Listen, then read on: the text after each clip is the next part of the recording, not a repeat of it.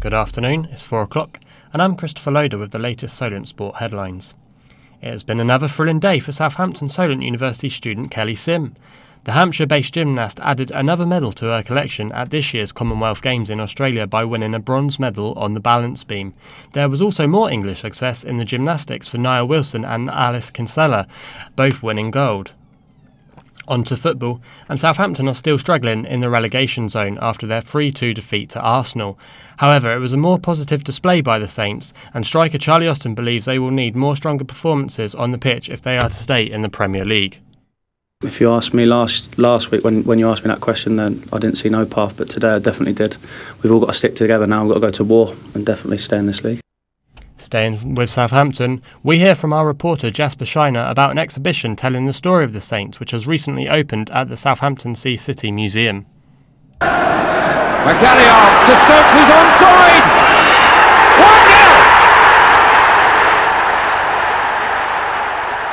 That was the moment that Bobby Stokes scored as Southampton beat Manchester United to win the 1976 FA Cup. The club's crowning achievement and part of a new exhibition at Southampton Sea City Museum celebrating its 133-year history. At its opening, amongst the chattering crowd and clinking champagne glasses, we found the man in charge that day, Laurie McMenemy. It's a terrific history on show, and I know the supporters will come in. It's handy if on the way to the games they can call in, and they'll love every minute of it. I think I surprised a few people when I said our club is older than clubs like Arsenal, Liverpool, Chelsea was at one of them, I think, Newcastle, and that lot up the road. The display charts the highs and the lows and provides an insight into life at the club through the supporters, ex-players and backroom staff. Saints legend Matt Le Tissier spoke about how special the club and its fan base is. It means so much to a lot of people, and I think the fact that they think enough of the club to be able to donate stuff that is very personal to them and stuff that they probably wouldn't ever want to lose just goes to show how special the football club is to a lot of people. Councillor Sativ Kaur, Cabinet Member for Communities, Culture and Leisure, helped make it all happen. It's been 3 years in the making, it's been a really successful launch, so hopefully this is an amazing sign of only good things to come. The exhibit covers past and present, but what of the future?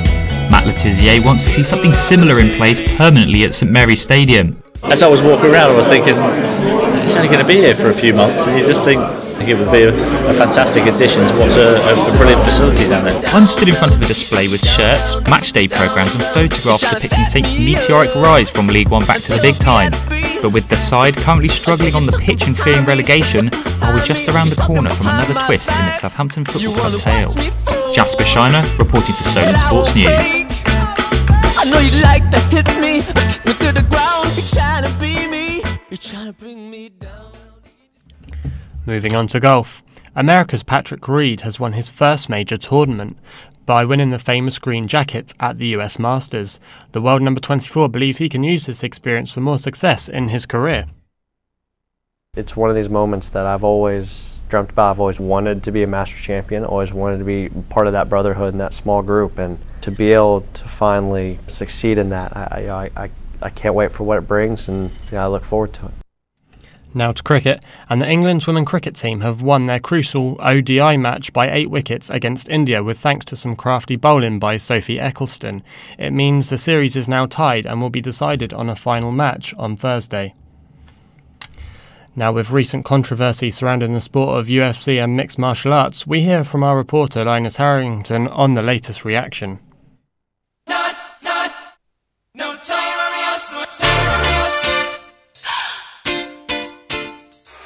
Former UFC champion Conor McGregor decided to more than live up to his notorious nickname when he gatecrashed the bill to UFC 223.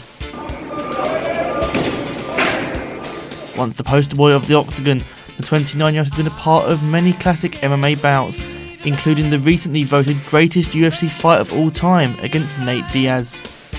Good left hand by Conor. The big left might be even more efficient now. Another good left hand by Conor. However, the notorious one may have taken things too far when he attacked a bus containing several UFC fighters, injuring some scheduled to compete at the upcoming pay-per-view. Just Tracy, he's here. Even UFC President Dana White appears to be done with the Irishman. Yeah, no, right now, no. Absolutely not. I mean, do you want to be in business with Conor McGregor right now? Do you want to chase this guy around for interviews and buy his fights? Across the MMA community, McGregor's actions have been condemned. Southampton trainer Dan Bourne says there can be no defending the former world champion. It's just disgraceful. It's really sad that the sport finally made it on TV, onto ITN News. For that, it's just awful, really. Like, there's nothing good about this. Despite the comments of Dana White, UFC fan Max Clark believes we will almost certainly see McGregor back in the octagon soon. When he said those original comments, I thought, yep, because he said he didn't want to do business and it was one of the worst moments in UFC history. And then he comes out at the post-fight press conference and says, like, oh, worst thing to happen in other sports. So he's already started backtracking. UFC has experienced turbulent times as of late. John Jones' doping violation meant a major overhaul to the UFC 200 event, whilst poster girl Ronda Rousey left the company to pursue a career in WWE.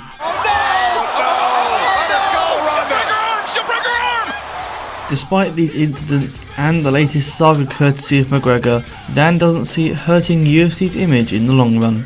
I don't see these things harming them at a certain level, but isn't great for the legitimacy of the sport. It would not surprise me if in a year's time, McGregor is fighting somewhere, for an absolute mega ton of money. Conor has a reputation of wanting to be centre of attention, and whilst his future in the octagon remains unclear, his actions certainly drew all the world's focus onto the notorious one. Linus Harrington, Solent Sports News.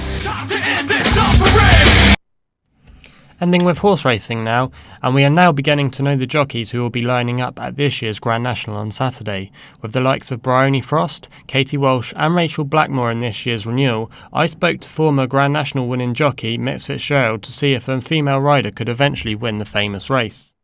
Well, Bryony Frost would be a great story because Bryony Frost would become the first female rider ever to win the race. And, it'll happen one day. Whether it happens this year or not, I don't know. You've got a few of the other girls with rides in the races as well. Rachel Blackmore rides Alpha Days Oboe, and you've got Katie Walsh who rides Fides Eels, which is actually trained by her husband. And, that would be a great story. That's all from us now. We will be back next Monday for our next news day. Remember, you can keep up to date on the website at solentjournalism.co.uk.